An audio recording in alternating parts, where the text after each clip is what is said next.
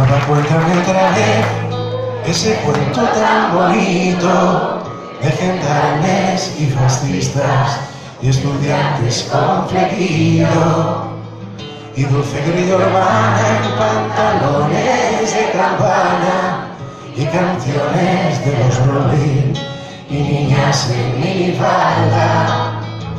Papá, cuéntame otra vez todo lo que os divertisteis estropeando la vejez, auxiliados dictadores, y como cantaste al ver y ocupaste la Sorbona en aquel mayo francés, en los días de vino y rosas.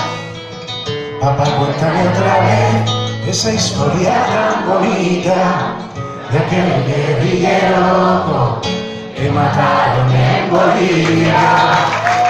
Cuyo fusil ya nadie se atrevió a tomar de nuevo, y como desde aquel día todo parece más feo.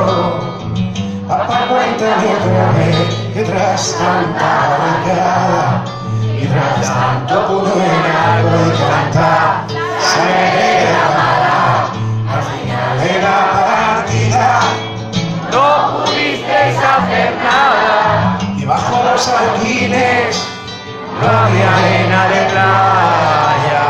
fue muy dura la derrota, todo lo que se soñaba se pudrió en los rincones,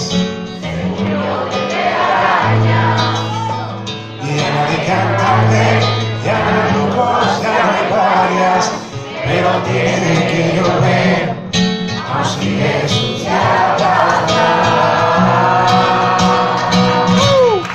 queda lejos aquel gallo, queda lejos San Denis, que lejos queda ya con Sartre, muy lejos aquel país. Sin embargo, a veces pienso que al final todo igual, las hostias siguen cayendo sobre quien habla de más, y siguen los mismos muertos jodidos de crueldad.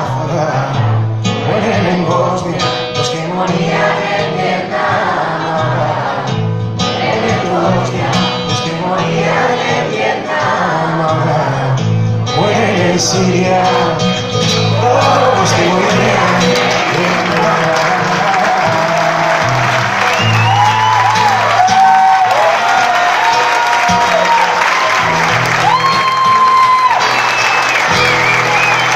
Muchas gracias, y ánimo, la única lucha que se puede